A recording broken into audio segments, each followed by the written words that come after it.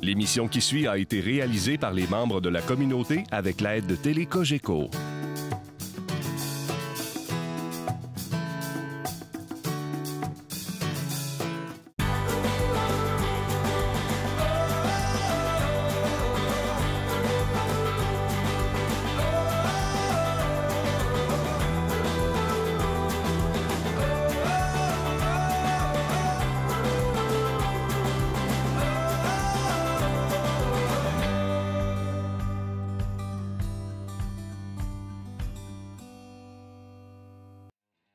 Bienvenue à Expo.tv. Cette semaine, on vous présente un élément mythique de l'Expo qui enchante les visiteurs depuis des décennies.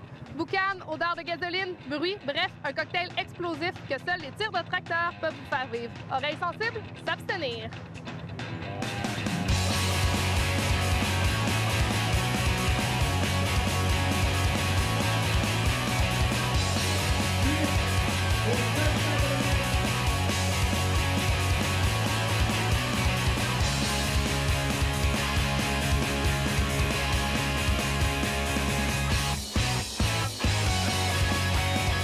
Qu'est-ce que c'est d'être en charge du plus grand tir de tracteur au Canada?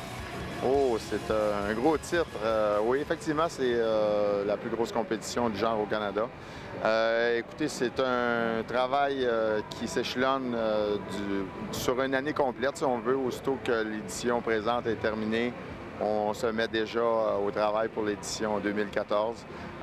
C'est certain que les 2 mois qui précèdent l'événement sont les plus occupés, mais tous les semaines, à partir de la fin de l'événement, on a du boulot à abattre pour l'édition suivante.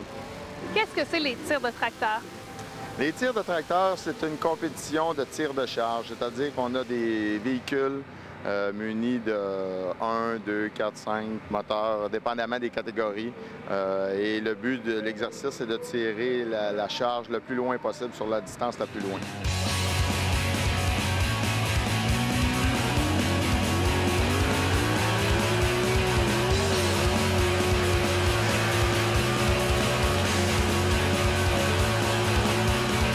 Quelle catégorie y a-t-il dans cette compétition?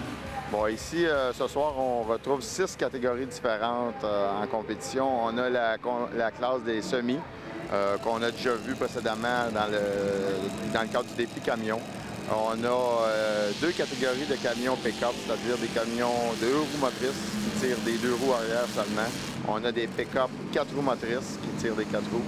On a une classe de tracteurs super stock mixée avec des pro stock, c'est-à-dire que c'est des tracteurs qui sont d'origine agricole et qui ont été modifiés autant au niveau du look, l'esthétique, au niveau moteur, bien évidemment. Et on a 2 classes de tracteurs modifiés, une classe limitée à 7500 livres, 4 moteurs, et une classe Unlimited qui, la seule limite, c'est le poids, qui est limité à 8000 livres. Et on peut avoir différentes combinaisons de moteurs dans cette classe-là. J'imagine que le poids qu'ils doivent soulever ne doit pas être le même selon les catégories? Exactement, parce qu'on a des véhicules. La classe où les véhicules sont peut-être les moins puissants, c'est la classe des 4x4. On a des véhicules dont la puissance varie de 1000 à 1500 chevaux vapeur. Pour aller à l'extrême dans la classe des tracteurs Unlimited, où on a des véhicules qui peuvent facilement atteindre 10 à 12 000 chevaux vapeur.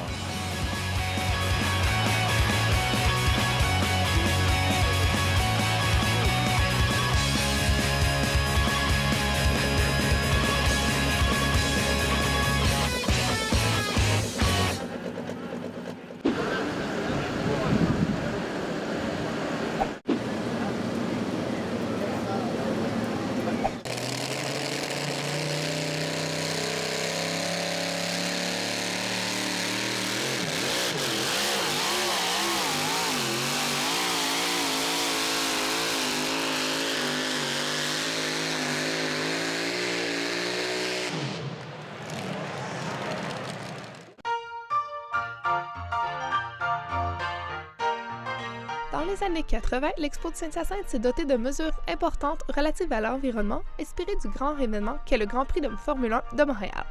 Depuis 2005, le consortium écologique évalue à plus de 2,5 tonnes les matières qui sont recyclées chaque année.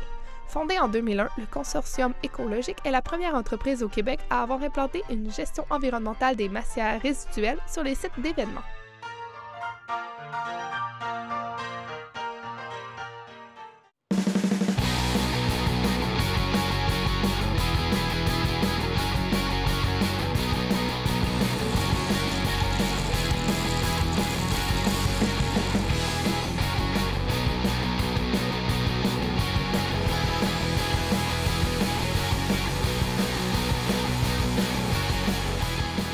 Ça, ce tracteur-là, à l'origine, était vendu pour 125 forces. Ça fait exactement aujourd'hui 18 ans que je tire avec ce tracteur-là. Je l'ai changé au cours des années, je l'ai amélioré de fil en aiguille. On s'est ramassé avec cette machine-là. Aujourd'hui, il y a environ 1000 à 1200 forces. Wow! Donc, vous avez fait plusieurs compétitions avec? Oui, on en fait 10-12 par été, puis c'est ça. Oui, on est rendu qu'on le connaît beaucoup, là. Tout ce qu'il y a de mécanique après ce tracteur-là, les bottes, et ça a tout été fait à la... C'est tout de quoi que j'ai fait moi-même au fil des ans. C'est un projet à long terme. Est-ce que ça fait plusieurs années que vous participez ici à l'exposition à Saint-Hyacinthe? Ça fait 5 ans que je viens ici à l'expo. On est un petit peu moins puissant que les Américains, sauf qu'on aime ça donner notre présence. On est Québécois, c'est notre place, puis c'est le fun de venir chez nous, là, de participer, de lui montrer qu'on est capable de faire quelque chose aussi. Là. Avez-vous déjà gagné? Non, pas ici. Dans la CTQ, dans les tirs de tracteurs du Québec, souvent, mais ici, c'est un autre game. Là.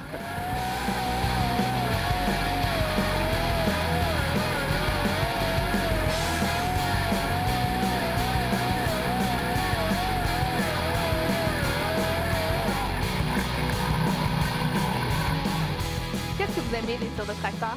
Ah, l'esprit de famille des tirs. C'est pas juste venir à une tir de tracteur, c'est sûr que c'est le fun de faire notre compétition, mais c'est tout ce qu'il y a autour de la compétition qui est intéressant. C'est le soir, quand on a fini, on s'assit, on jase. C'est la famille. On a hâte, l'automne, quand la saison est terminée, on est comme tanné de ça, on a hâte de tout serrer ça. Puis tout de suite, au mois de février-mars, la fièvre nous remonte, on est tous craqués, puis on a hâte de s'en revoir. Puis, c'est ça, c'est bien le fun.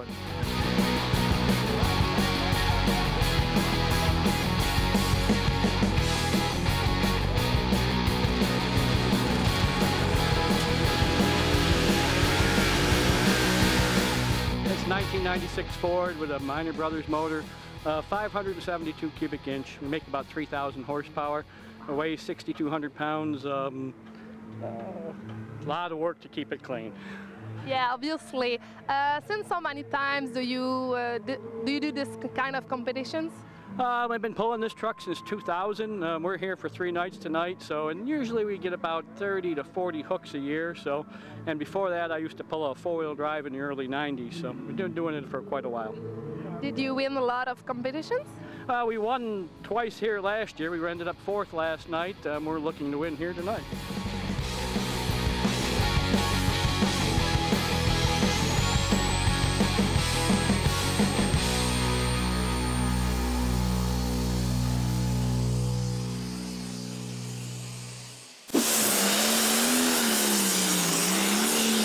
Est-ce que c'est la première fois que vous venez voir les tirs de tracteur? On vient tous les ans.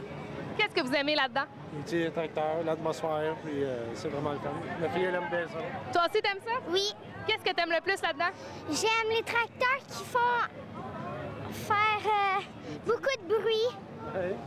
Est-ce que ça fait mal à tes oreilles? Non. Est-ce que c'est la première fois que tu viens voir les tirs de tracteur? Oui. Qu'est-ce qui t'a emmené ici?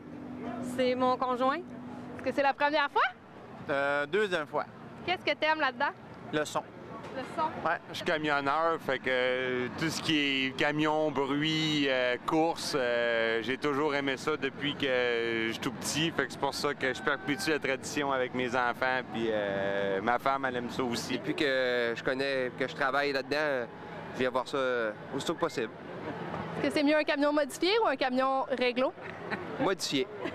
Pourquoi? C'est plus performant. Ben, j'aime ça voir les tracteurs qui vont plus loin, là.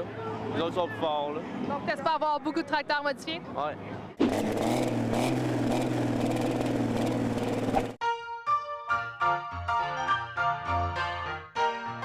Les compétitions de tir de tracteurs modifiés ainsi que les derbies de démolition font partie de la programmation depuis les années 70. Monsieur Denis Fontaine, responsable de la division machinerie à la coop de Sainte-Rosalie, avait pris l'initiative de les organiser. Cette compétition s'est avérée un succès instantané. En 1970 avait lieu la première tir de tracteurs de ferme dans le cadre de l'Expo de Saint-Hyacinthe.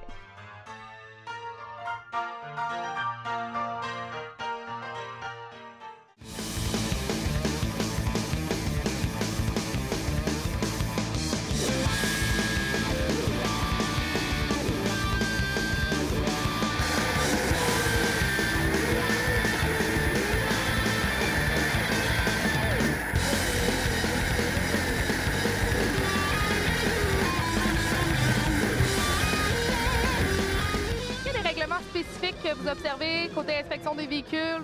Tous les véhicules sont équipés d'une switch, d'un interrupteur d'allumage pour les moteurs qui sont à allumage par bougie ou les moteurs diesel qui coupent l'alimentation en air. Advenant un bris mécanique ou une perte de contrôle, l'opérateur de la machine de transfert peut couper le contact et éteindre le moteur du véhicule qui est attelé en avant. Ou s'il y a un bris mécanique fait que la barre de tir ou le crochet se décroche, peu importe. Si le véhicule se sépare de la machine de transfert, automatiquement le moteur va être éteint. Après ça, au niveau des embrayages centrifuges, il y a des réglementations à respecter. Il faut que ça soit inspecté. Ici, au Québec, on ne fait pas beaucoup de compétitions. C'est demandé par nos assurances d'être inspecté à tous les 2 ans. Au niveau national, en Amérique du Nord, pour ceux qui font les circuits nationaux, c'est une inspection à tous les ans. Il y a beaucoup d'autres systèmes de sécurité au niveau des moteurs surcompressés. On doit avoir des attaches qui tiennent le surcompresseur au cas où il y aurait une explosion pour pas que les pièces métalliques s'envolent dans les airs. Les tracteurs qui utilisent des carters d'origine en fonte sont obligés d'avoir une couverte en nylon balistique pour pas que les éclats volent s'il arrive un bris mécanique.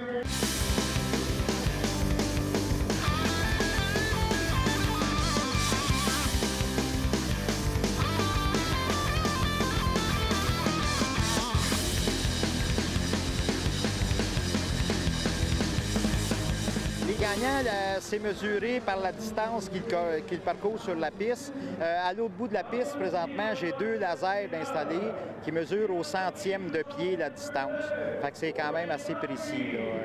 Puis c'est ça qui détermine, là. Et quand la machine est arrêtée, à chaque compétiteur, ils reprennent la distance où ce qui est arrêté. Et quand la compétition finit de ce véhicule-là, ils reprennent la distance encore. Et c'est cette distance-là qui fait que ce qu'il a parcouru en réalité sur la piste. Fait que peu importe si la machine a décollé un petit peu plus loin ou un petit peu moins loin, c'est la distance parcourue qui compte, là. Donc la personne n'est pas pénalisée, non, ça c'est pas pénalisé. Avant, c'est qu'on avait une ligne au départ, puis on mesurait avec une corde. Si la machine était partie 3 pouces plus loin, bien, le zéro, si tu avais des piquets qui disaient c'était 100 pieds, 150 pieds, 200 pieds. Donc, c'était biaisé un peu à cause de ce chose-là. Mais depuis, je pense, le milieu des années 80, qu'on utilise des lasers pour mesurer. Depuis ce temps-là, c'est beaucoup plus juste.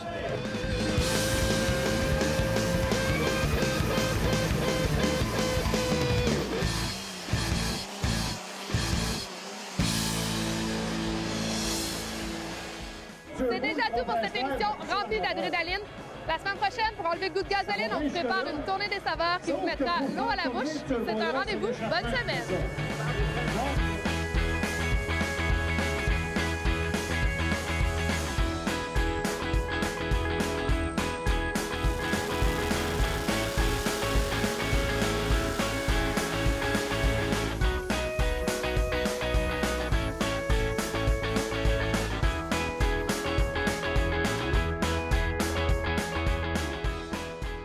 Télé Cogeco, un service exclusif aux clients de Cogeco.